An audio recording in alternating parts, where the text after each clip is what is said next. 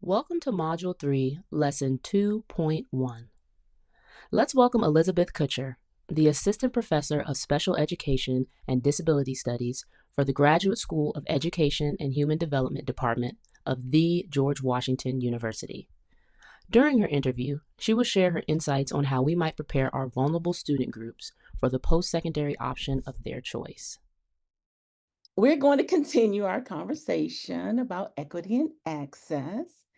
And this evening, we have Elizabeth Kutcher. She's going to share her insights on how we might prepare our vulnerable student groups for the post secondary option of their choice. Elizabeth, are you there? I am here, yes. Well, thank you so much for being here. We have a couple of questions for you. Um, And then what we're going to do is we're going to go back into our breakout rooms. And when we come out, we're going to have a few more questions for you. How's that? So we're going to take some questions from the floor. Is that okay with you? Of course, yeah, I'll do my best. I love it. I love it. So, one concern that comes up when we're talking about students with disabilities or other vulnerable populations of students going out into the workplace is how we can keep students safe. What are some of the things that educators can do to protect students? Yeah, that's a really important question. And I think as educators, we often feel a really deep sense of responsibility for our students. And of course, that comes up with parents and caregivers too, who would naturally want to protect their children. And obviously, we don't want to be sending students off into any dangerous situations. Um, And at the same time, something that we should also be considering as educators or thinking about is an idea of dignity of risk.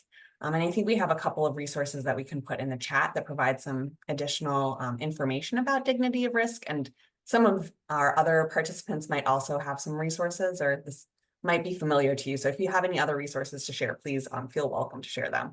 But essentially, the idea behind dignity of risk is that we should be giving our students the knowledge and tools that they need to make informed decisions for themselves.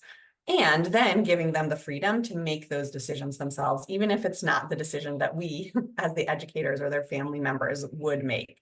Even if we think it's maybe not going to work out. So again, not putting students into dangerous situations, but giving them tools and knowledge so that they can go out there and make informed decisions and take the risks that we're giving to other students their age. So again, we want to make sure that we're not setting students up to fail, but setting them up to be successful.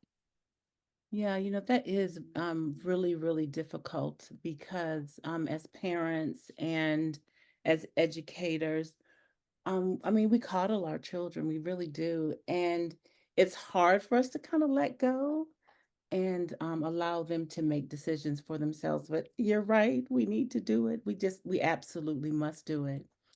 Um, so what are some of the things that educators can do to set students up for success in the apprenticeship program specifically? That is a great question. And I think sort of two things come to mind. First of all, making sure that students are knowledgeable about their rights. So there are, of course, specific laws that protect workers who are under the age of 18. And the Department of Labor's Youth Rules website provides some really excellent resources on young workers' rights. And they have resources for educators, for caregivers, and for employers. And one thing that I really liked on their website was they have some super short videos, both in English and Spanish, that feature youth talking to youth about their labor rights. So those could be great to share with students.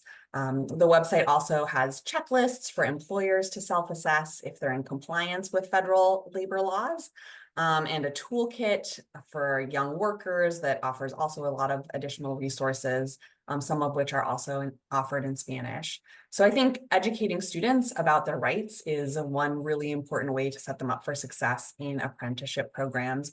And then I think the second way, which hopefully is happening a little bit through this program, is to start to be able to cultivate relationships with employers or those organizations that are offering apprenticeships. Because when you have those good relationships with an employer or, a RAP, when that RAP sees that you're committed to preparing students who are going to be making meaningful contributions to their organization, they're going to be, those employers, those RAPs are going to be more invested in helping to make sure that your students are successful as well.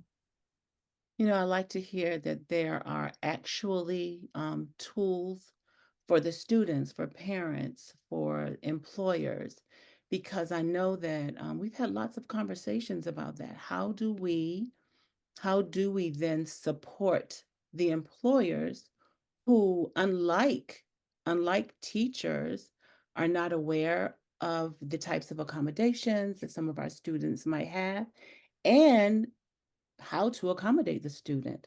So it's really nice to know that they have those types of supports out there for everyone. Um, so I know that in our Connect and Collaborate sessions, I know 3 times we talked about disclosure. 3 times we talked about disclosure. How How do students disclose? When do they disclose? I mean, do we teach them how? I mean, how can we support our students? When do they disclose? Help us with this, Elizabeth.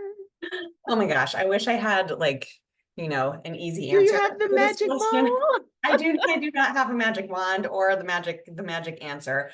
And I really wish that we didn't have to have this tricky conversation, because that would mean that disability was just accepted. And Right.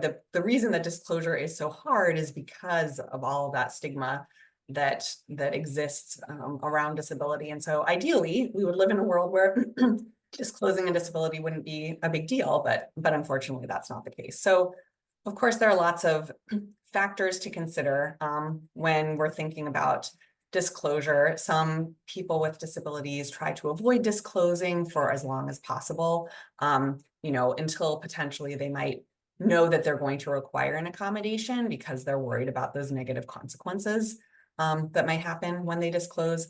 Other people say, well, if an organization if there are going to be negative consequences to me disclosing, then I probably don't want to work for that organization anyway. So I'd rather just know upfront. So that's another approach. But at the same time, of course, if you have bills to pay and you're not getting a job because you're disclosing, then that's also a huge problem, which of course goes back to knowing your rights. But unfortunately, isn't necessarily going to be enough to change that reality. So going back to that idea of dignity of risk, Right. it's important that we provide our students with the knowledge to make those informed decisions about when to disclose, who to disclose to. And so one resource that can help with these conversations, is the Department of Labor put together a workbook. It's called the 411 on Disability Disclosure. And it helps students consider questions like, should I disclose? Who should I disclose to? When should I disclose? How much should I disclose? And it covers a couple of different settings as well. And there is another, I don't have the link readily available, but they have a companion. The workbook that's in the chat right now is for students. There's a companion also for educators and parents. Mm. And then there's also a resource on the Department of Labor's webpage on youth disclosure in the workplace. So, those at least hopefully give people sort of a starting point for how they might be able to work with youth in terms of considering how and when to disclose. Thank you so much. We talk to our students about resumes. We help them with resume writing. We help them with interviews. And I suppose this is something that we might need to add to the list, and that would be an awesome tool, just to teach them how to disclose.